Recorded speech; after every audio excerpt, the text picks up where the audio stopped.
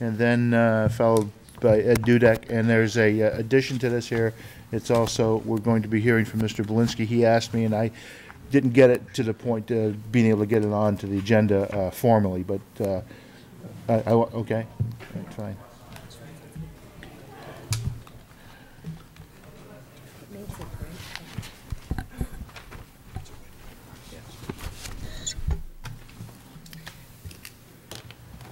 Anytime, Chair. Okay. Go ahead. Gerard Adams, 54 Hall Road, and I'm here to speak about my property and the property across the street. I know in the past, I want to give you some information, that's why I'm here, and I have a number of topics, and since I'm going to present each topic, if I could get a comment on the topic, because I think it'll get all muddled. In the past, a number of you, in fact all of you at one time or another, have talked about the presence of Murray's Auto Recycling and how he's cleaned up and made it look good. Well, there's an old adage, beauty is skin deep, and if you peel back the beauty, you come up with cars in the water. Now, how did I obtain this picture? I got it off the DES website, and it came about, if I can read this short situation, there was an anonymous phone call made to Oil Remediation and Compliance Bureau, and it gives the name of the Bureau staff member who took it, and he just summarizes the conversation, and he says, the complainant said that a large swamp borders the junkyard. Many of the cars are underwater or partially underwater, and there is gas and oil sheen on the water. He said that it is a small junkyard. He stated that he is from Massachusetts, and they have to keep the cars on dry land, and questioned why New Hampshire does not require the same thing. He was at the junkyard within the past week. That was June 30th. So I'm bringing this up, number one, because we supposedly have this Green Yards program.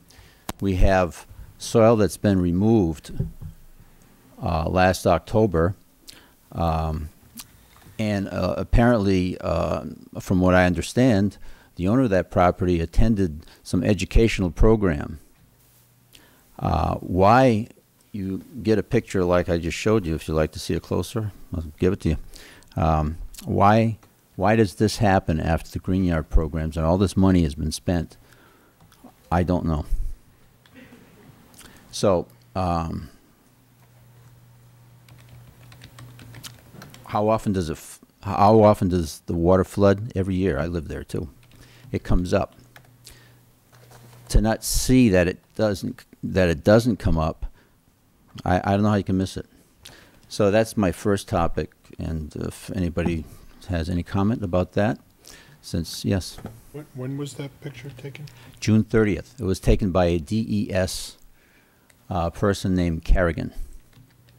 If you'd like to talk to Mr. Kerrigan, you'll have to wait until August, because he's on active duty in Germany. Do you know what part of DES he works for, Jerry?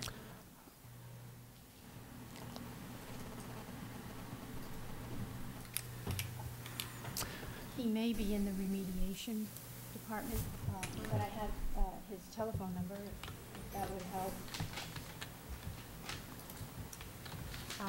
His supervisor, while he's away, is available to speak to. His telephone number is 271-2891, and the supervisor is Carl Woodbury.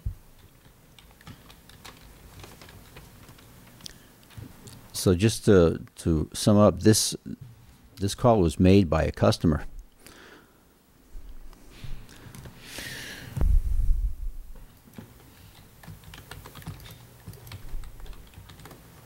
So I just don't understand how that can happen, since we've been crying about this for years.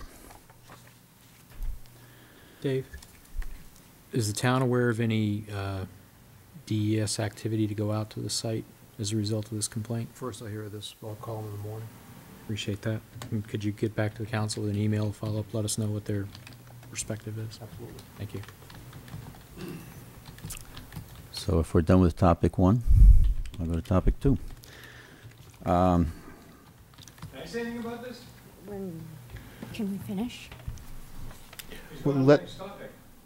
Let him go, and you're going to be up next anyway. You can say Shoot everything. up tonight.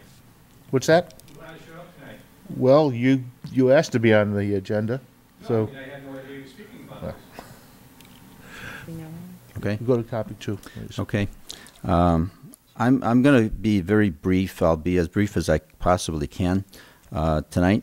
I submitted a complaint on June 10th, 6:15 a.m. A truck was running behind the gate at 6:15 a.m. That's a Tuesday, June 10th. And then we're listening to slamming metal parts. I brought this up before, but I'm just referring to June 10th right now. I called the police. It was verified. I got a call back, or we got an email back from Frank, and I'll cut to the chase here. After consult with the officer involved, a summons was issued. The result was that there was a $275 fine because the owner pled guilty. Now, you may remember just about a year ago, the same thing happened regarding operating out of the hours. That was June 10th. July 8th, if you can believe this, at 7:10 a.m., the very same thing happened. Slamming of metal parts. I called the police again. They witnessed it again. I got an email from Frank. It said Mr. Dudek will be summoned at the increased penalties provided for in the statute. Now, we tried to get that from the Derry District Court, a copy of that. Unfortunately, they're backed up. We couldn't get it for tonight's meeting. So I don't know where that sits. 2 days later, 7:21 a.m. Now, you're supposed to start at 8, right? Dump truck. What kind of a noise does dump truck make? I'll repeat it for you if you'd like. 7:20 a.m. I called the police. This is 2 days after the July 8th situation.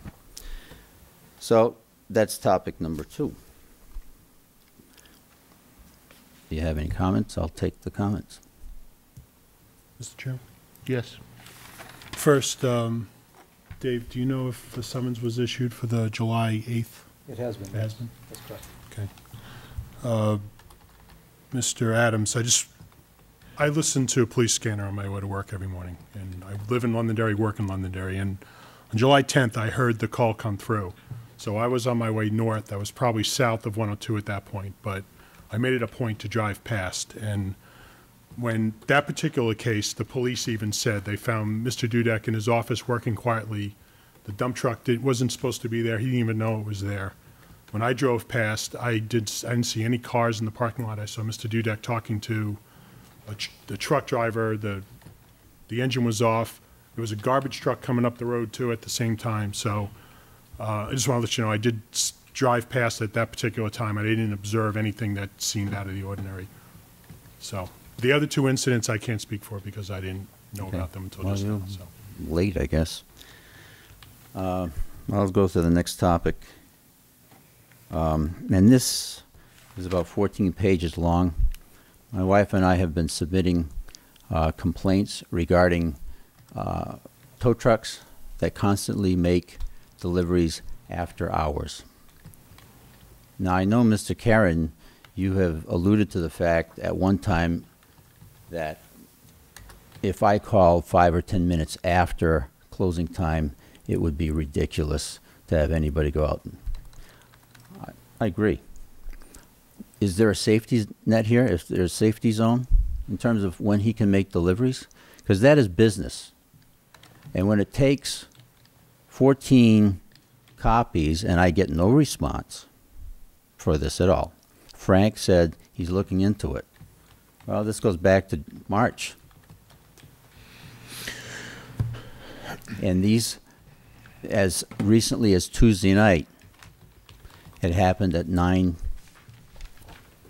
9/12, 9/12.